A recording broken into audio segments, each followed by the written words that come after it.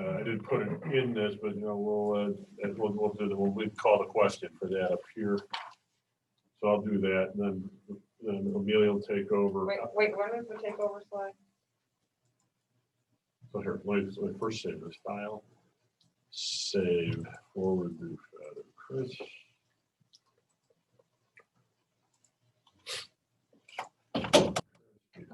Can someone try to come on? Should I Any one of try? you, yeah. Okay. Just want to make sure.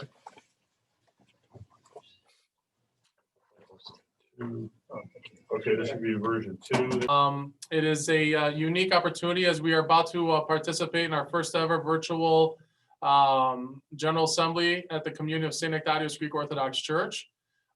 We have a lot in store, so I think we should start right away. We do have quorum as we see, which was needed, and so I believe we will begin with prayer for myself, and then we will go from there. Okay, all together.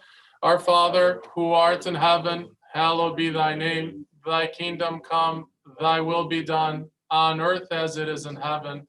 Give us this day our daily bread, and forgive us our trespasses, as we forgive those who trespass against us. And lead us not into temptation, but deliver us from evil. O heavenly King, the comfort of the Spirit of truth, who are everywhere and present of all things, treasury of blessings and giver of life, come and abide in us, cleanse us from every impurity, and save our souls, O gracious Lord. Amen.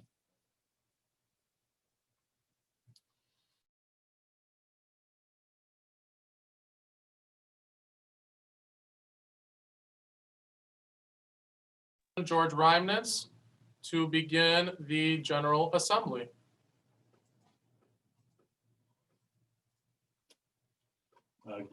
Start your video, George.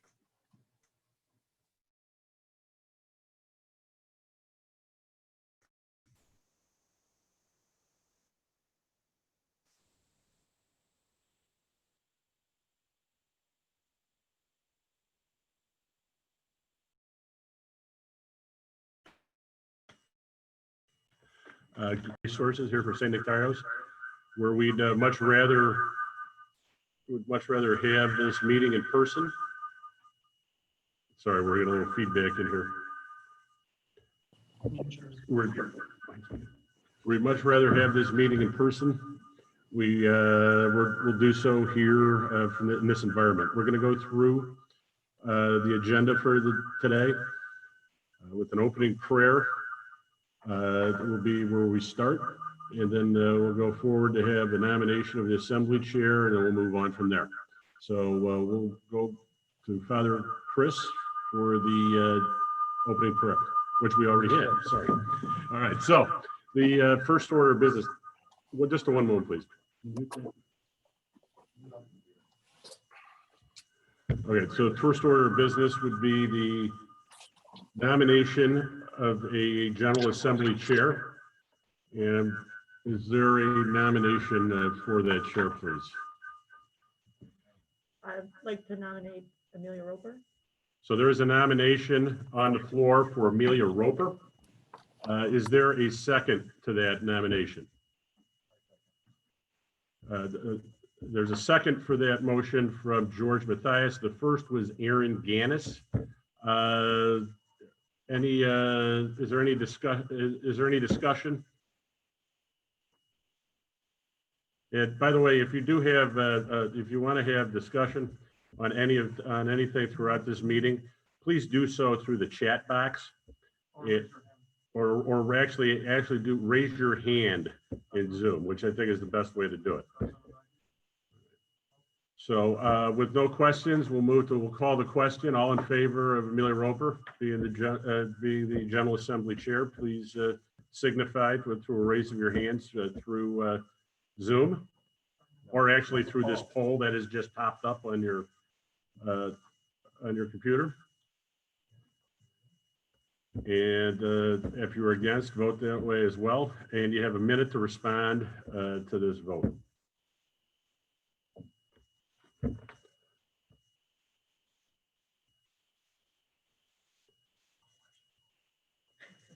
What am I doing? You can appoint Aaron as the secretary. All right. Do we have a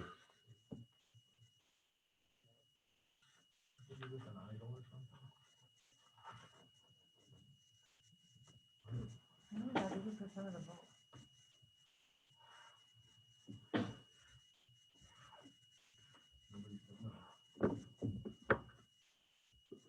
How are we doing on the vote? We are at 90%. 82%. All right, you got another 15 seconds? All right, that is the end of the vote. The motion passes, and Amelia Roper is the General Assembly Chair. So with that, I'll hand it over to Amelia. Amelia.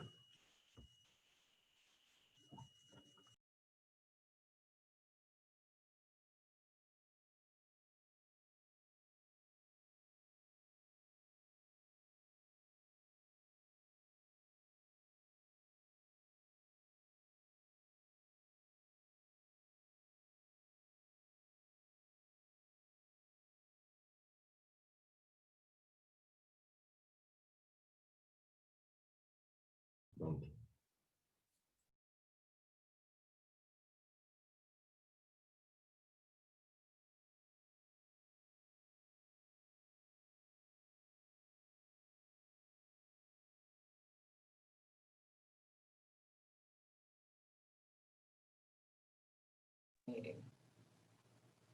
Aaron, do you accept that Repeat, nomination? repeat this. Yes, appointment. Just always.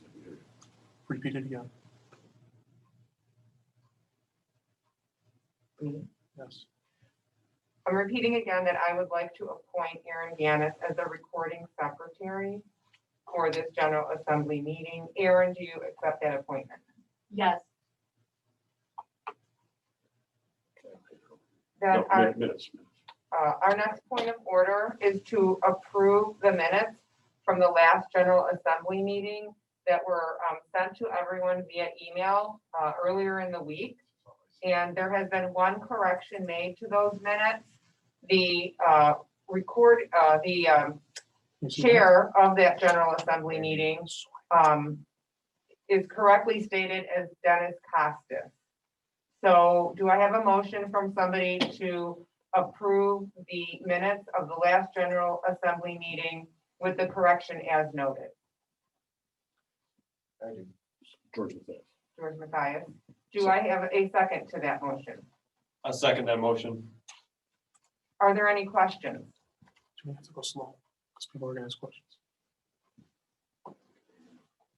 Say it again. Are there any questions relative to the motion to approve the minutes from the last General Assembly meeting? If you do have a question, please raise your hand at this time. Hold on, someone is their hand raised.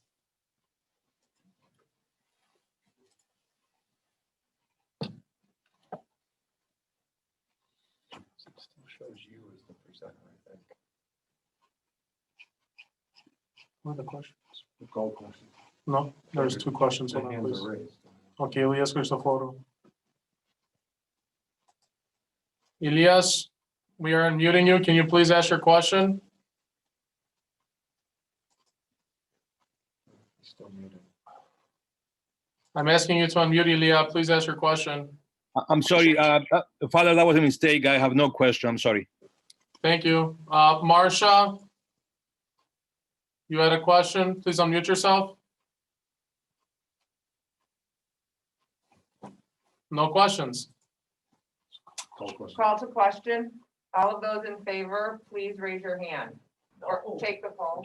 All right. Oh, All of those in favor, please respond to the poll.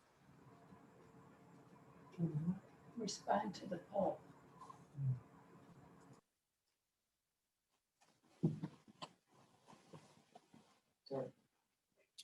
it's the presentation. I got it. This is what's showing on the screen right now. I think it still shows. Because you're on the phone. Can you guys see? See, it's yours. Yeah. I'm just a normal type. Yeah, see, it's.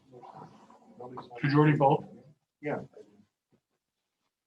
See, this is what should be while you're presenting. That should be on the screen. Can you show Amelia's picture on the screen? Make host. There, okay, now we see where it is. Yep, cool.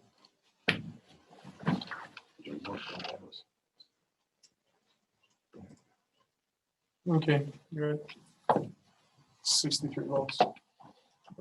Want to call it ended? Call it. Should I unmute myself?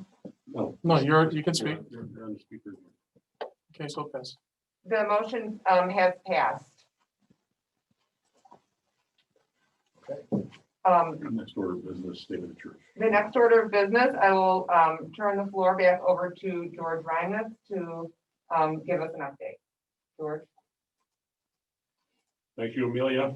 We're going to quickly go over the state of the church. We're going to start with an update from Father Chris.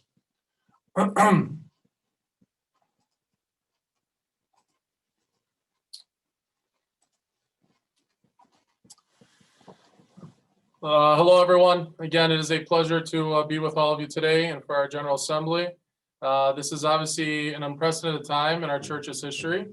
And so I wanted to kind of just bring up some updated information for 2020, what we have gone through liturgically and just obviously spiritually here at St. Ignatius Greek Orthodox Church. So I did take down some notes, so please apologize if I'm looking down while we are doing this. I do want to point out that the liturgical services have increased this year in a great effort in which we have offered more paraklesis services and liturgies because of the pandemic. This year, as you all witnessed, beginning of March, right after the Sunday of Orthodoxy, we were forced to close our churches. And then in turn, it took about 2 months for us to reconvene again in the sense for us to allow people to start coming back into church. So with myself, with the other clergy, Father Chris Kerhulis and Deacon Zacharias, we were able to offer more additional services with the blessings of His Eminence Metropolitan Nathaniel to the faithful throughout the year for your spiritual edification. This year was also unprecedented for us because we also celebrated some services for the first time in our community.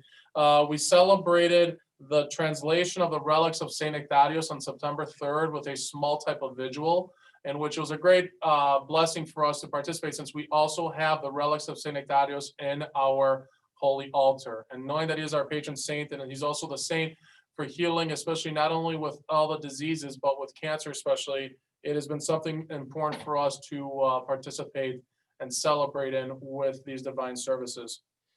This year with the pandemic, we've also seen, unfortunately, but the reality of our life, an increase in funerals. As to date, we've already chanted over 30 funeral services for loved ones, stewards, many founders of our community. I know our beloved Mr. Fred Fotis passed away about 40 days ago, and other ones as well too. And so it's been a very trying year for all of us. We lost a lot of loved ones in our beloved community from various things.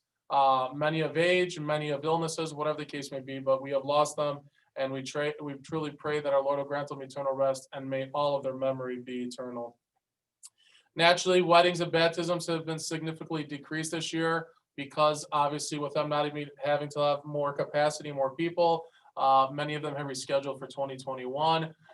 As of now, so everyone knows, as from the metropolis of Chicago's directives, currently for baptisms, weddings, and funerals, we are only allowed to have 10 family members per service, not including staff for those services as well too. So that's now going forward until the foreseeable future.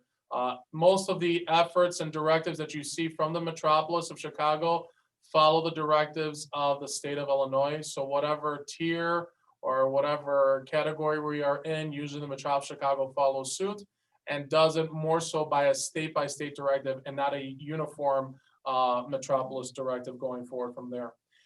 Beginning in September of 2020, we began offering 2 divine liturgies every Sunday. The first divine liturgy would begin at 8:45 in the morning, and the second divine liturgy begins at 10:45 in the morning.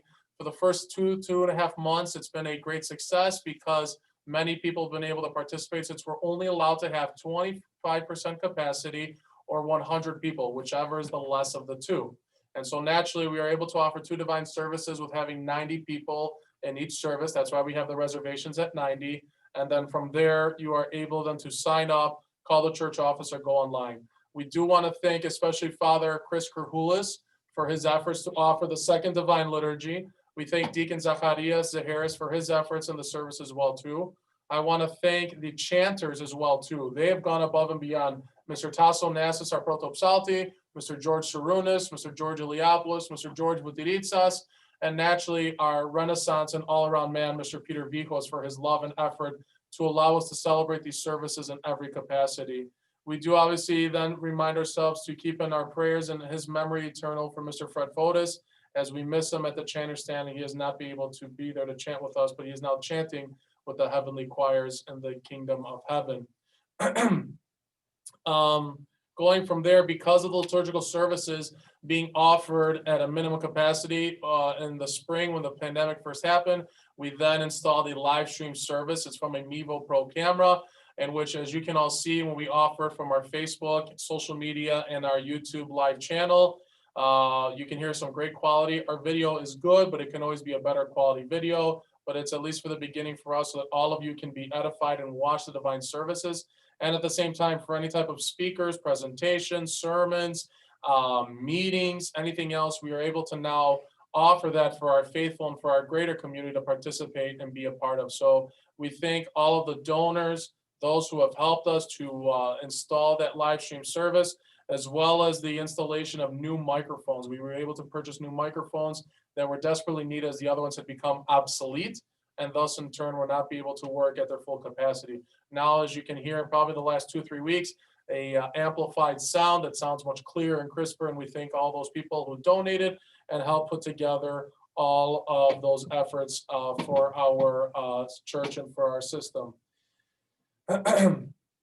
As you can tell, I also want to remind everyone how we have implemented the great procedures from our COVID-19 committee to facilitate the safest environment for our community members, for the divine services and various activities. Every activity in every ministry, school, and service has gone through the rigorous prerequisites not only offered by our COVID-19 committee, but also from the metropolis of Chicago. And we thank them for their continuous efforts. I want to thank the committee. I want to thank our office staff, our maintenance staff, and everyone who's been involved to make sure that our church is clean, safe, and secure.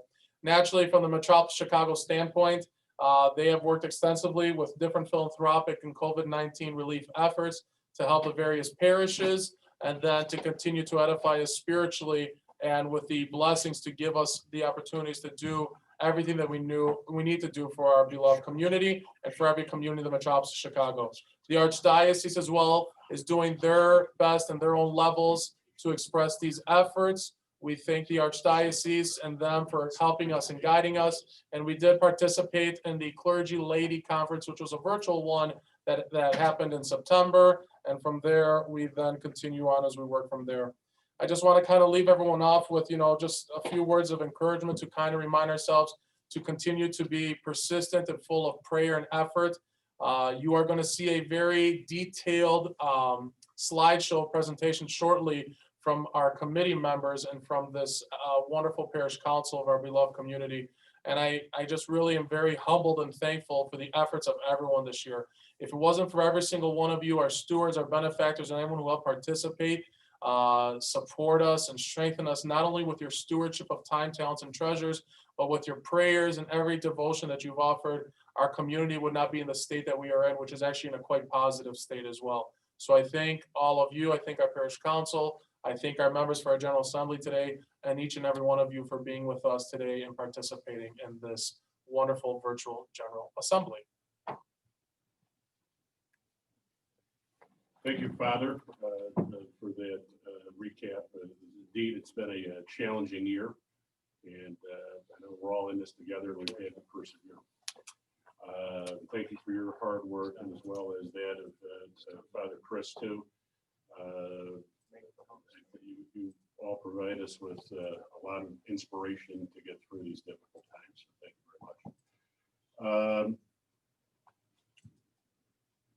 Moving to the next part of the agenda, we're going to do an update on the state of the church, which is our youth ministries. And the first, that'll be the first thing we go over. Even through these challenging times, we do have very good participation in our youth ministries. We have over 100 people registered.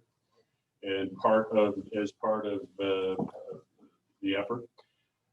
These activities were in person before the pandemic hit, but since then we've gone virtual with different discussions and themes for each age group. Chair Bishop, the mic isn't working.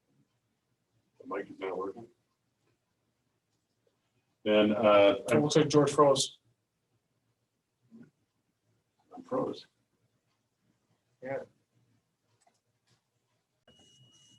There you go.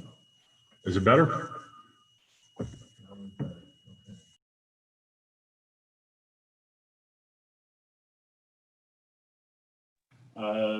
We're it's very nice that we have good participation while it's lower than in prior years. We still have over 100 participants.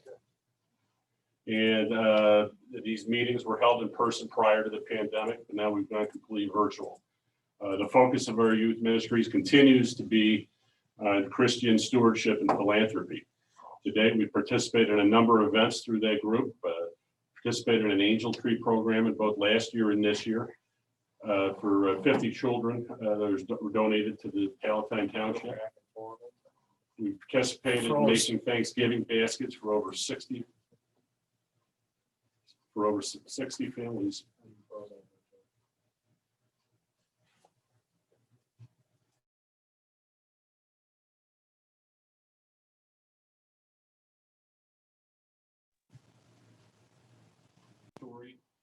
And other fun interactive events during the pandemic. We look forward to working with the long-term planning committee on future advancements of the YM ministry. The next order of business is the day school. We're in our 8th year. We're fortunate to have our President Tony as the director of the church's day school this year. She joined us along with a longtime community member, Kathy Quinn, to our teaching staff. In all, our numbers might be down, but we still have 27 students enrolled today. The staff has done a really amazing job considering the difficult circumstances. Our safety protocols have been very strong. We are working with the creative curriculum and focusing on science and social studies themes to ensure we are capitalizing on all content areas. So they're really doing an amazing job there in a difficult time. And we also continue to have Sunday school that is led by Catherine Douglas and Peter Vikos. All classes are being held virtually through Zoom with the grades pre-K through high school. Right now we have 10 teachers and 98 students. That's down from previous years, but we still have it's still a very nice participation rate. We still have a need for more. No, go ahead. And Continue. We're not going to do screen share. and we have strong and active PTO led by Emily Arcos. And from here, we'd like to have a discussion on our outreach committee, and I'm going to hand it over to Terry Bishop to do that. Thank you. Sure. Thanks, George. Hi, everyone. So I wanted to let you know about the activities that we did this year with outreach. Given some of the restrictions that we had, we think that we actually made quite a bit of progress both inside our community and out on the local community as well. So a few of these recaps is that earlier this year, you probably remember that we were helping Philip the Host with their Feed the Hungry program. Part of this was to collect clothing items. We did a theme each month towards collecting those items, and our church responded in a very positive way.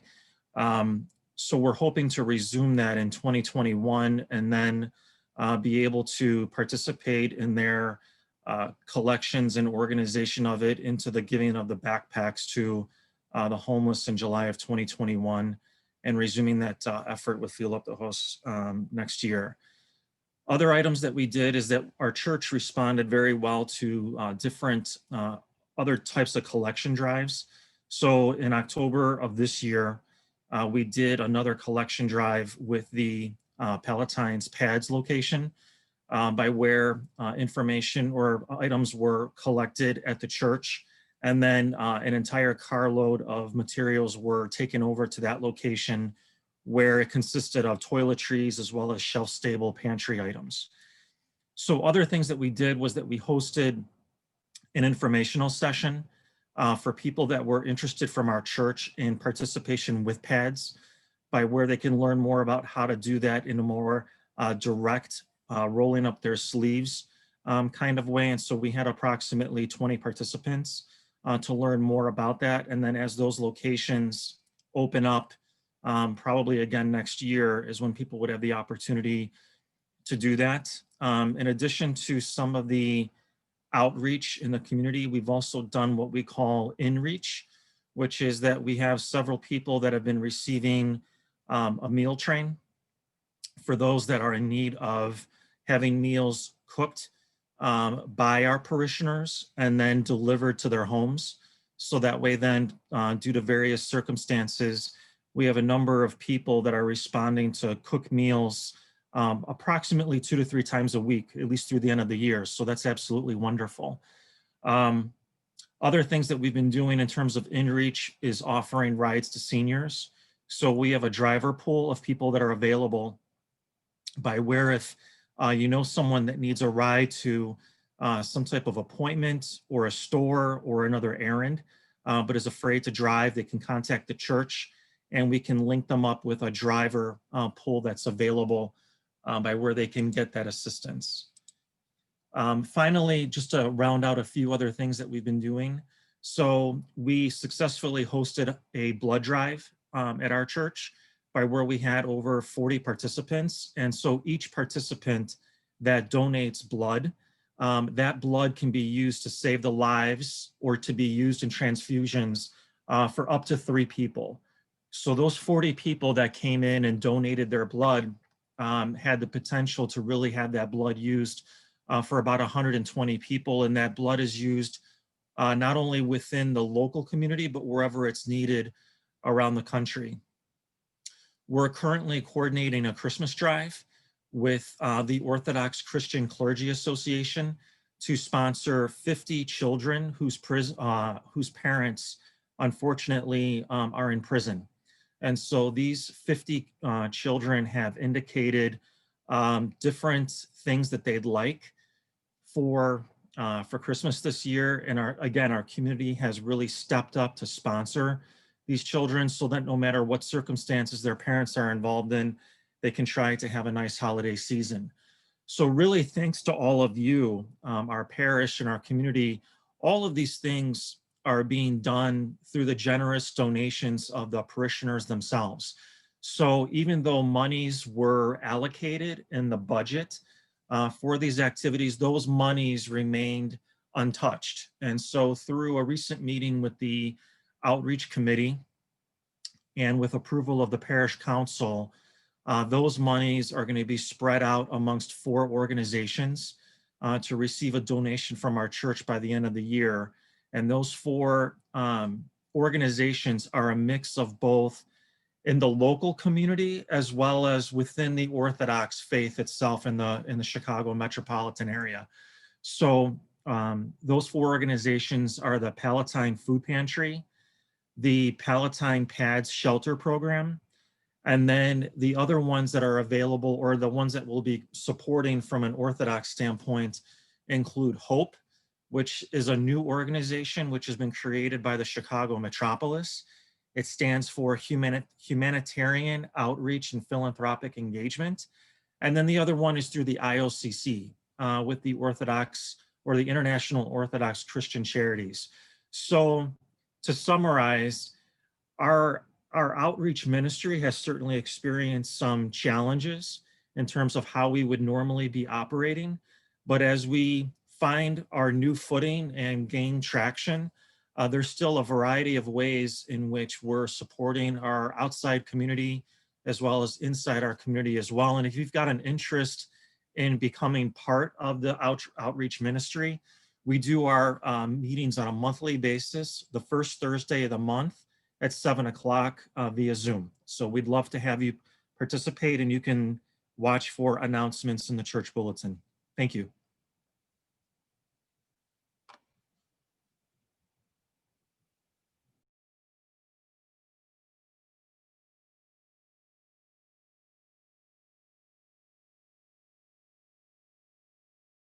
Thank you, Terry. We appreciate your efforts in overseeing the outreach committee. It's really very important work being done on behalf of the whole community.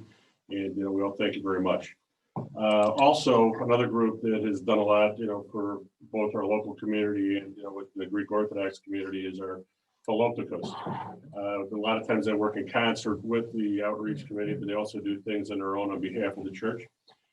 Some of the major programs that have been supported by Philoptochos during the year include a very successful virtual raffle where they raised almost $20,000 this year. And from that, we were able to donate $4,000 to Naomi's House, which is a Christian residential program for trafficked women. Another program which they supported was Journeys in Palatine, with about over $2,500 to provide housing for the homeless. They also did food preparation and delivery to the Hope Center for about 40 to 50 people monthly, which is tremendous.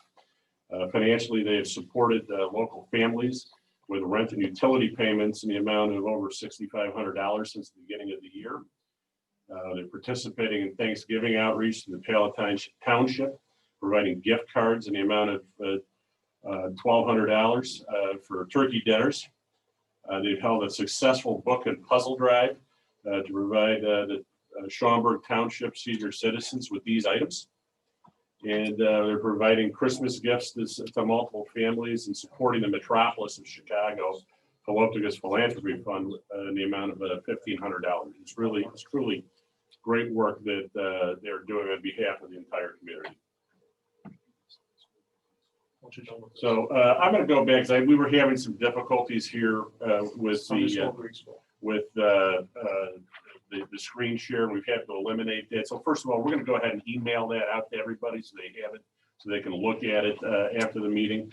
But I'm going to briefly go over the Sunday school and Greek school, which we had talked about before. And I apologize for the difficulties that we're having.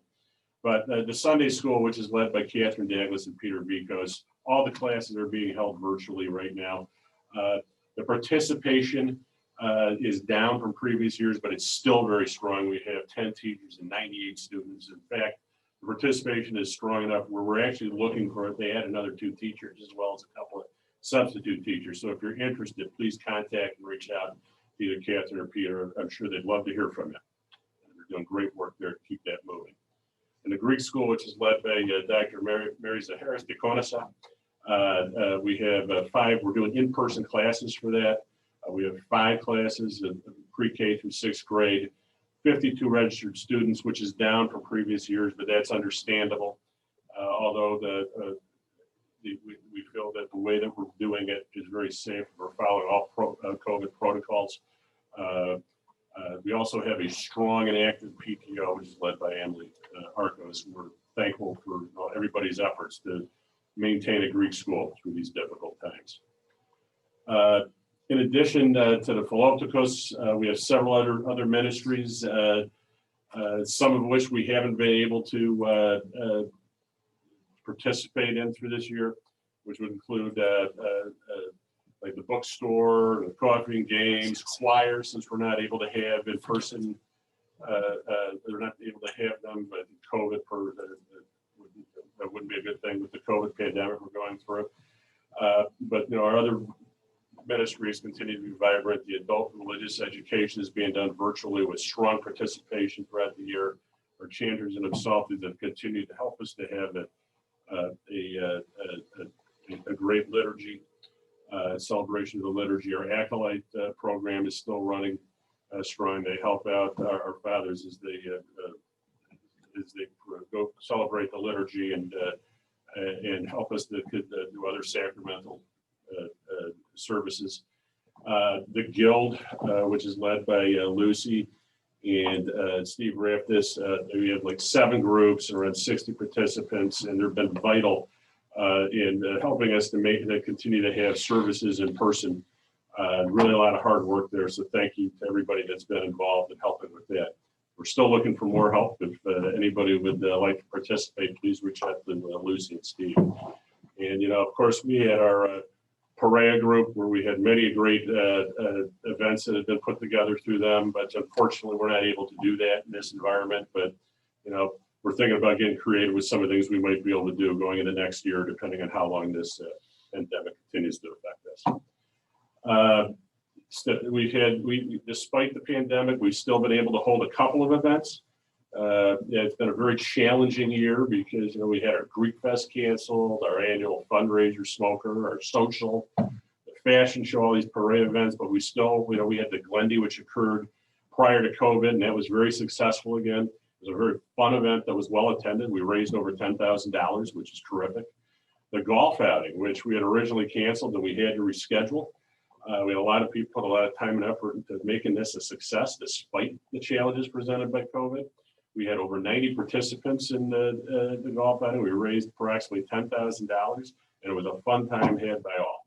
So it's really nice that we're able to do. We're not able to do everything, but we're trying to do as much as we can throughout this. We've also embarked upon, we haven't let COVID slow us down. We continue to move forward. And one of the big steps we've taken is that we've established a long-term planning committee.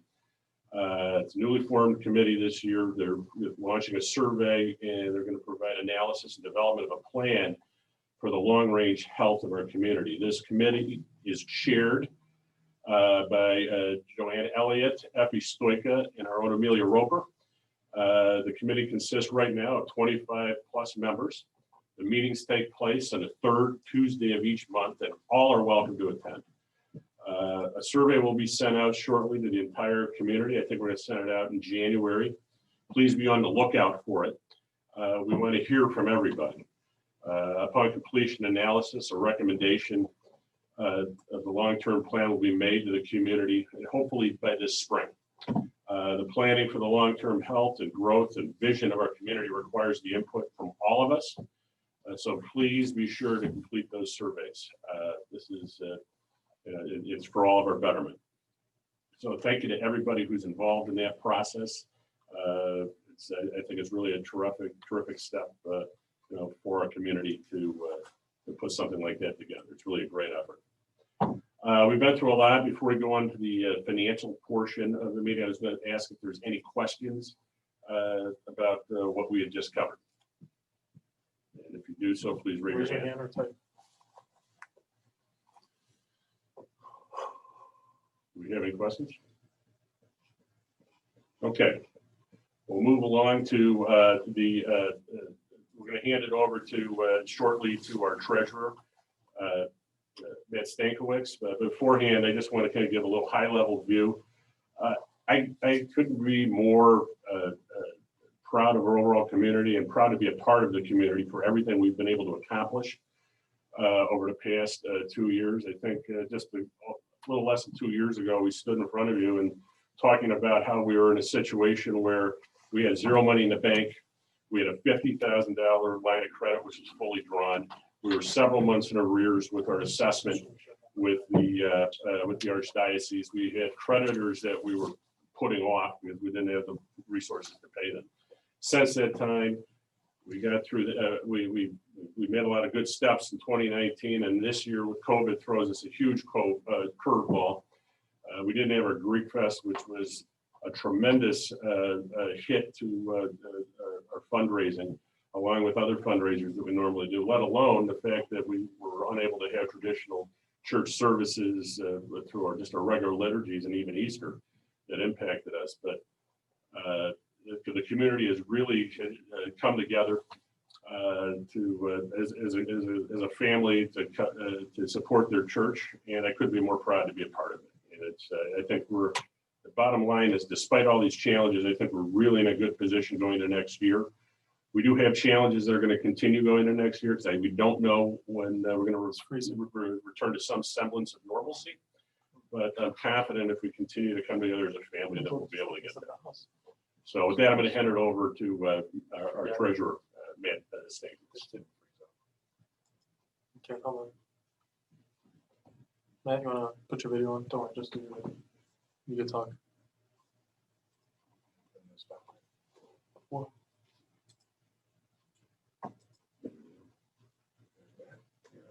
Go ahead, man. Thanks, George.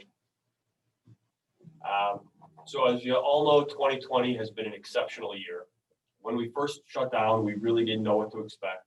But the parish council, ministry heads, and Father Chris all took action immediately to help cushion the financial impact to our community. We moved towards live streaming our services as quickly as possible and implemented many different ways of giving online, via candle donations, stewardship payments, memorial donations, and many more. In fact, one of the easiest ways and my favorite way to donate to the church is through text. Just save the text donation number to your phone, go through a one-time setup process, and you're done. Now, every time I walk into the church, before I turn off my phone, I simply text the dollar amount and light my candles. There's no fumbling for cash, and it's very easy. Moving on, we applied for and received PPP funding in the amount of $103,000, and we're in the process of getting those funds completely forgiven. We deferred principal payments on our loan for 3 months in order to free up as much cash as possible to brace for the uncertainty. But most importantly, we remain in constant communication with the community. Through emails, letters, and our first ever virtual town hall, we did our best to provide what little information we had and make ourselves available to answer questions and address concerns. While our budget is pretty bare bones as it is, we made cuts where possible and realized some savings due to low occupancy.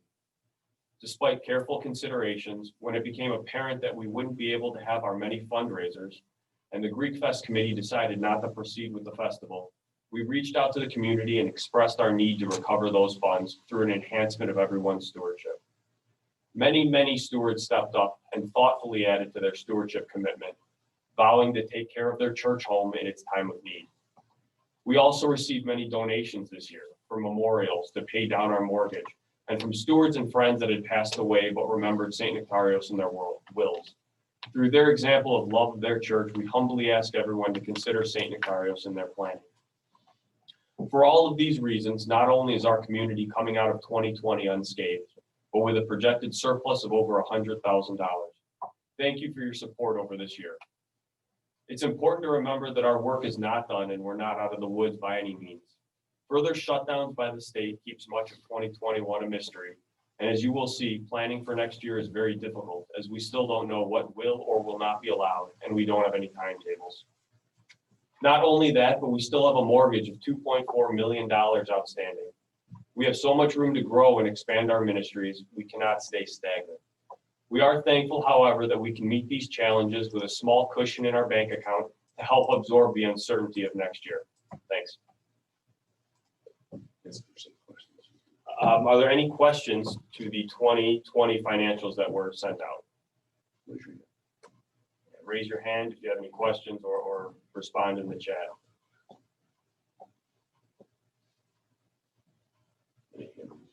No, nothing yet. No questions.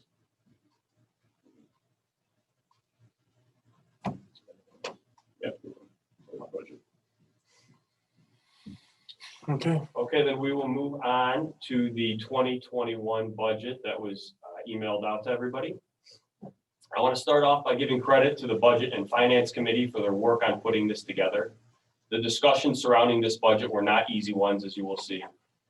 We've kept the presentation of the budget the same as last year due to the positive response we heard from the community. First, on the expense side, most of our expenses remain the same.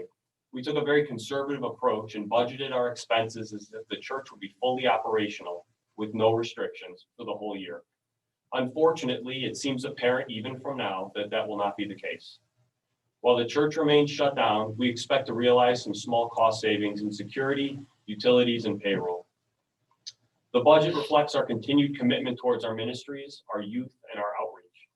We've committed funds to general donations so that the community can respond adequately to requests. We've again committed $10,000 to our outreach committee so that they can use it, multiply it, and organize our community to give back.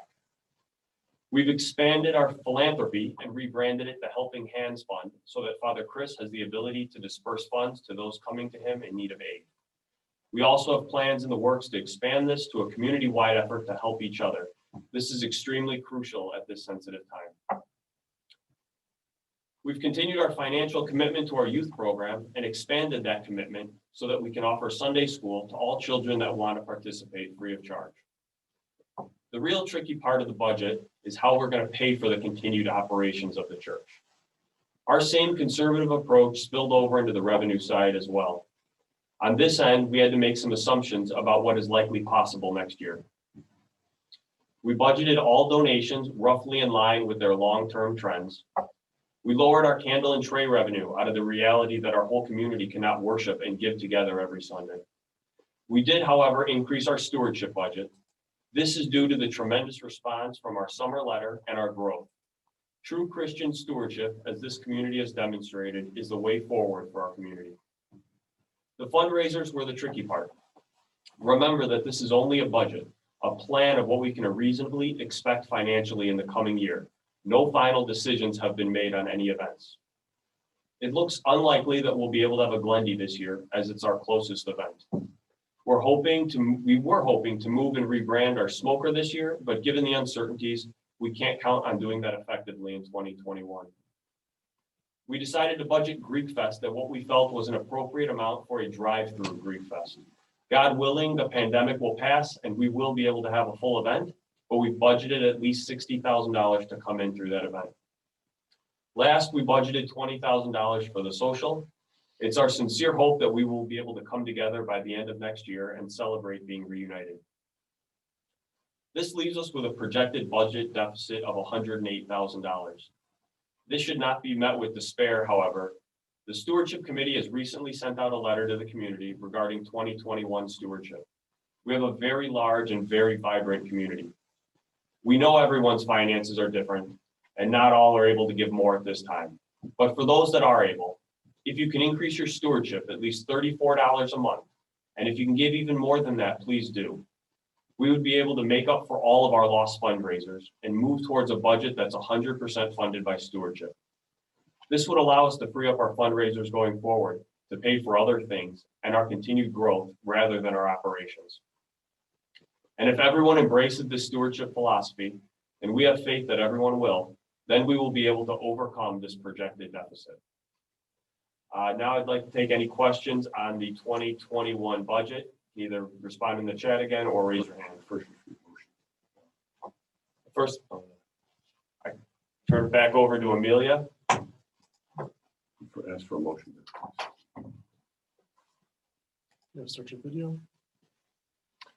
Spotlight 2 minutes. There we Go go. ahead. Motion. I would like to see if there's a motion to pass the 2021 budget as presented by Matt. I make a motion. I see George Mathias has made a motion. Is there somebody that will second that motion?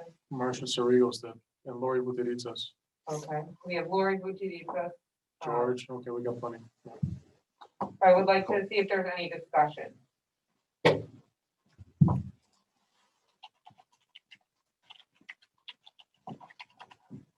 Feel free to either raise your hand or make a note in the chat box. Be surprised if there's no discussion.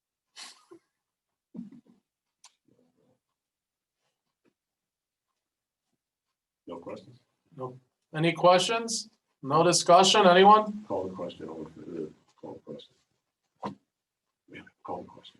Okay, we don't see any questions or any hands raised, so we will call to question. All of those in favor, please raise your hand. No. Or we will conduct a poll. Sorry, I keep doing that wrong. We will conduct a poll.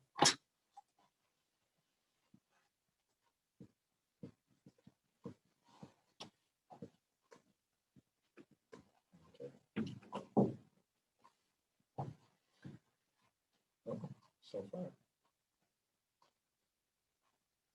It's gonna be unanimous.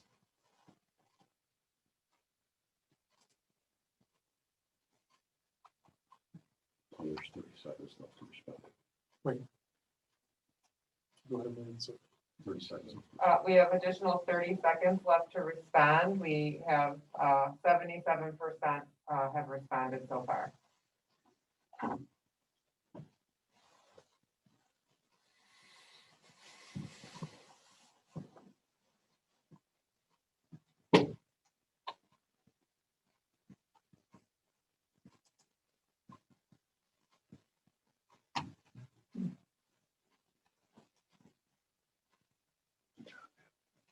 Okay.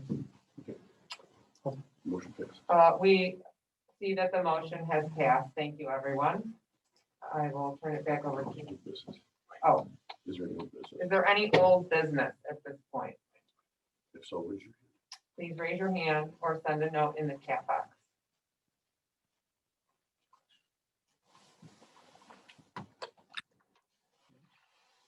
No old business? Wait, business. just wait, just wait. Is there any new business? Andrew, I have some new business to discuss. Okay. So hand it over to. Yeah, show your video, George. to this file. When he puts his video out. There you go. Okay, we have a couple of items of new business to discuss before we call for any other new business out there. The first order of new business is our line of credit. Earlier back in August, this line of credit matured. Typically, we would have asked to have a renewal done at our first General Assembly meeting. Unfortunately, we were unable to have one, but we still had to conduct the business of the church. So we made the decision at the parish council level to go forward and renew that line of credit for a year until August 2021. This line of credit, again, was to address the short-term needs and seasonal cash flow of the church, the $50,000 line of credit. It's priced when borrowed at prime plus 0.5%. It's renewable annually. We did go ahead and renew this, but we feel that we need to report that to the community. Right now, we have not used it, because of how well the church has been doing, but it has been in place. The reality is we probably need to approve this retroactively. So I'd ask if somebody would make a motion to retroactively approve the existing line of credit under the same terms and pricing of prime plus 0.5% through August 2021. Gus Public has made that motion. Is there a second? George Iliopoulos.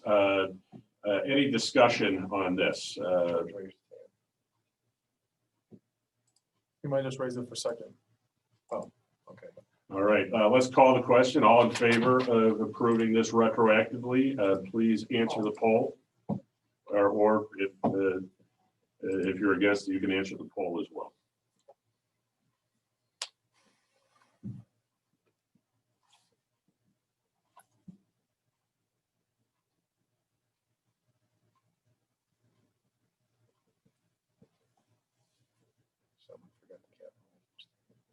We have approximately another 30 seconds to answer.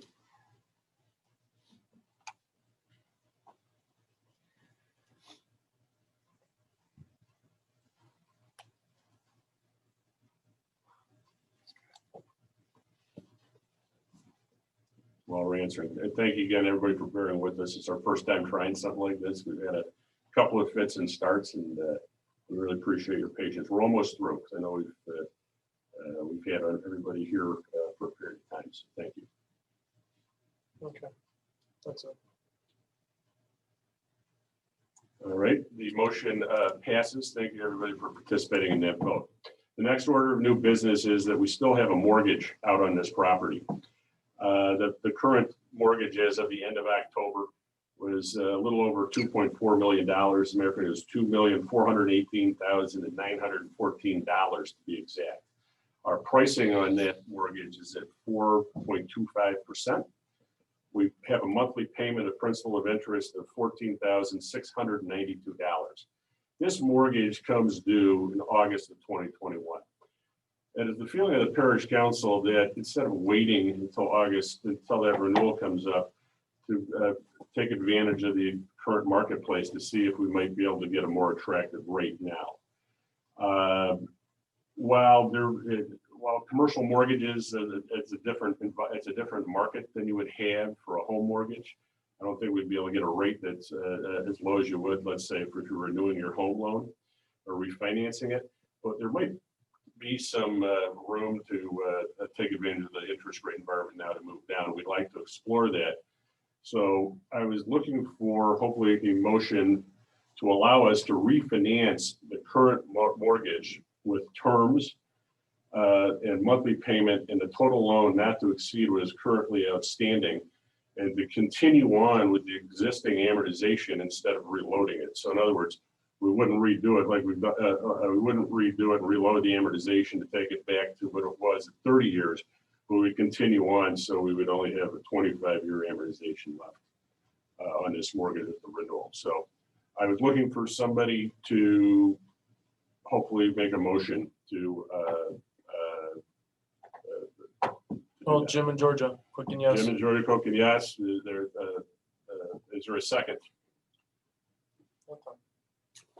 Was there a second? Stephen Raftis. Stephen Rampus, thank you very much. Any discussion? If you have any discussion or questions that you'd like to ask us, please raise your hand or put it in the chat box. Okay, hold on.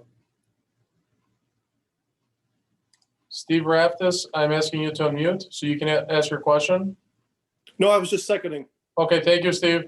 Gus Publicus has asked, will there be ability to prepay without penalty? And yes, we may prepay without penalty, provided we do that with our current bank. I don't believe there's a prepayment penalty on it at all, so it doesn't matter which bank you go to. Okay, Lori Vutiritsas.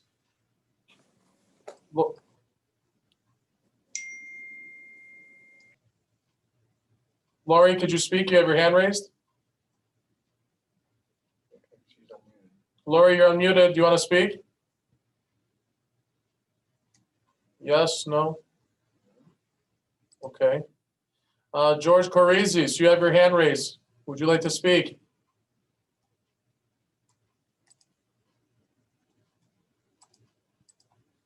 Yeah, Father, my Go question. ahead, George, you're on.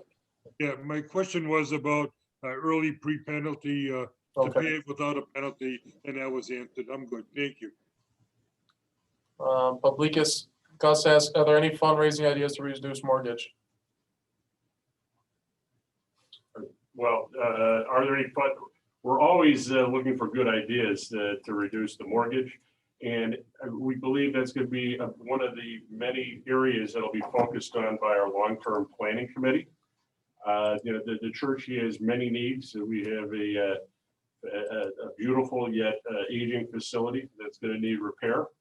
To maintain it is, but reducing that mortgage is always a priority. So I think what we were going to do is hope to rely on feedback from the community and on ideas on how to put this together. Refinancing the mortgage now does not prohibit it. We would make sure that any refinancing would be done in a manner that would contain no prepayment penalty. So any efforts to repay that mortgage sooner would not be impaired by any refinancing that we would do. Next question. Does that answer your question, Gus?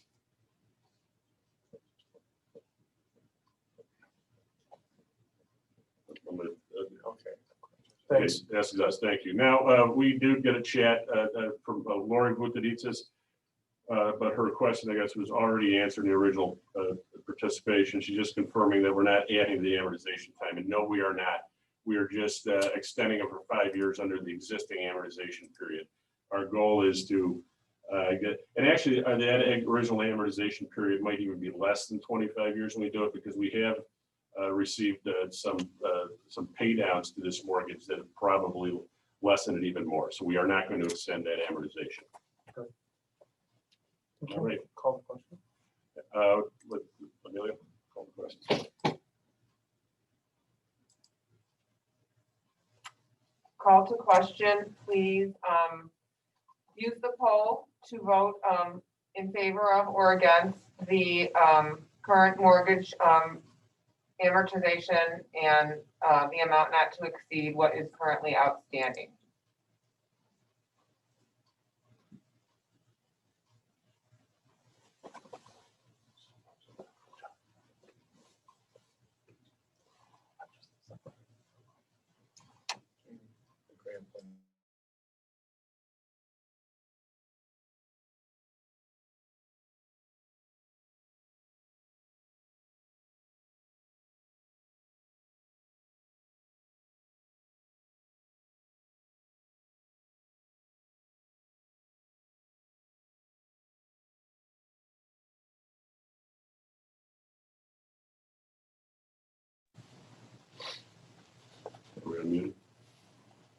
We have about 15 seconds left.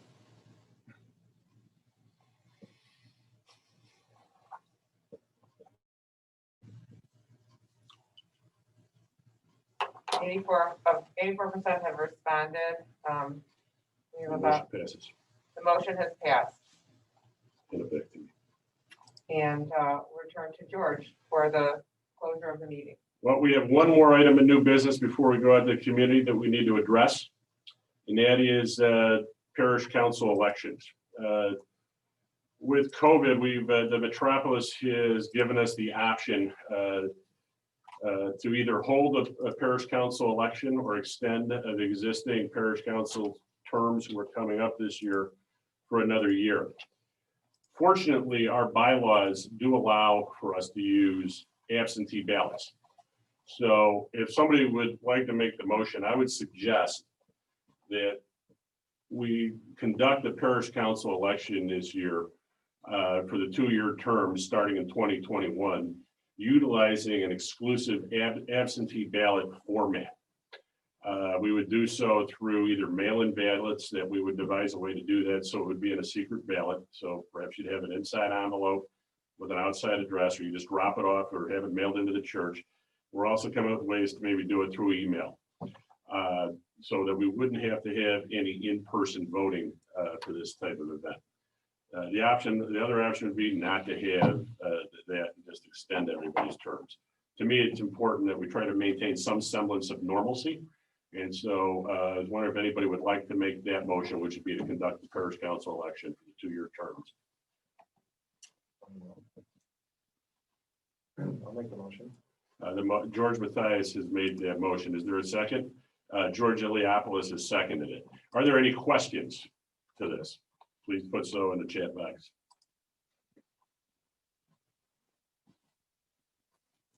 Okay, I don't see any questions. Like to call the question. Please respond through the poll.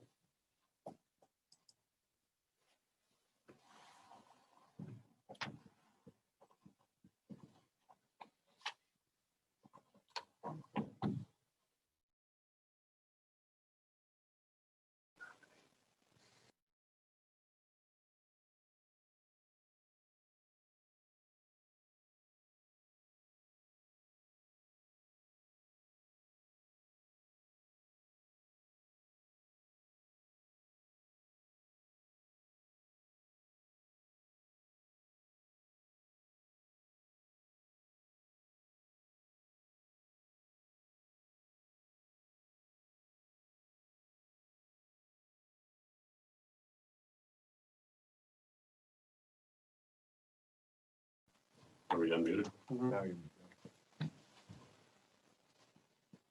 5 seconds.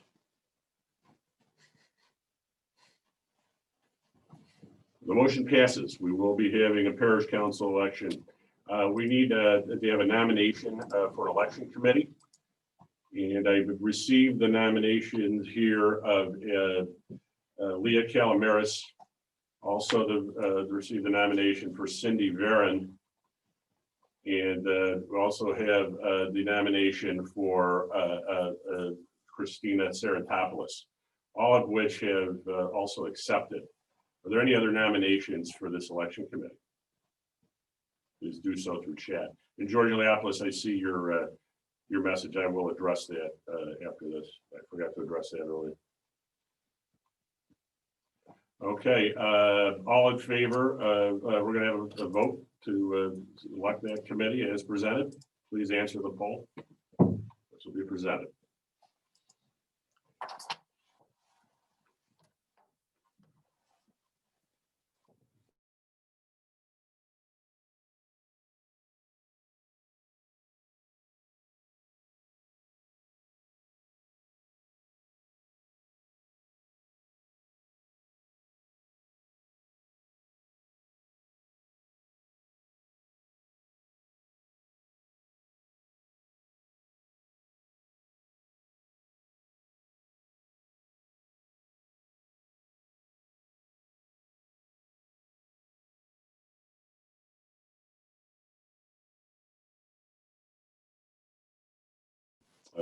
Go ahead. All right, there's 10 seconds left, but it looks like that's going to pass unanimously. So thank you very much. One no. One no, oh, that's not unanimous. There was a no. So 3 seconds left. That's it. The motion passes. Thank you for participating. George Iliopoulos raised an issue here in the chat, and I was going to address it, and thank you for reminding me. You're right, we do have the audit committee presentation, which was on the agenda. Unfortunately, that audit is still in process and has not been completed. We've had some complications in sharing information and putting stuff together, and the COVID has not helped. And quite frankly, we probably could have been a little bit more organized in how we put that together. So I apologize for not having that part of this presentation. But the bottom line is it has not been completed. We will have the audit completed before the year end, and we will make a presentation to the stewards through email. And they're always welcome to reach out to me or anybody else in the parish council directly. I'm not going to say this was avoidable, but unfortunately, we don't have that audit available for presentation. So like I said, we'll forward that to everybody, and we will have another, whether it's virtual or in person, we will have another General Assembly in the spring, and we will make that presentation along with the year-end for 2020 as part of that presentation as well. So please forgive us for not having that available. With that, I just wonder if there's any other new business that anybody would like to raise. If so, please enter it into the chat box Or raise your hand. or raise your hand.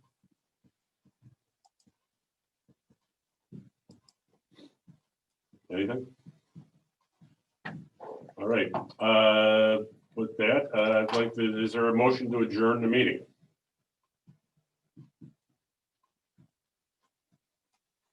Anybody? We got George Mathias make a motion to adjourn the meeting. Someone Do we- second. Is there a second? Iliopoulos and Costas. Iliopoulos, Costas, second.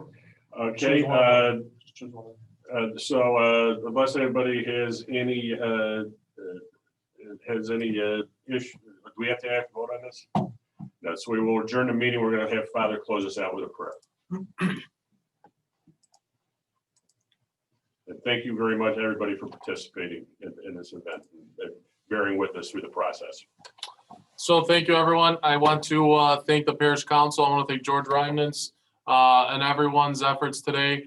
As you guys saw, and we do apologize, we will send out the presentation. It'll actually give you a nice detailed look so you can see everything as well too. But the heart of the story is that our community is doing an incredible job in the midst of this pandemic. We give thanks to God. We give thanks to our patron saint, St. Ignatius, for watching over us and guiding us and protecting us. And then in turn, we just thank each and every one of you for your love, for your support and your stewardship. And I just wish and pray to each and every one of you to stay healthy, stay well, have a blessed, happy and healthy Thanksgiving with your family and loved ones close by. Let us remember this season of giving to take care of each other and take care of those in need, to minister and give to them. And then we can have a blessed and healthy and safe Christmas, and God willing, a more enjoyable, healthy and happy 2021. Through the prayers of our Holy Fathers, Lord Jesus Christ, our God, have mercy on us and save us. Amen. God bless all of you. Thank you for being with us, and happy Thanksgiving to all.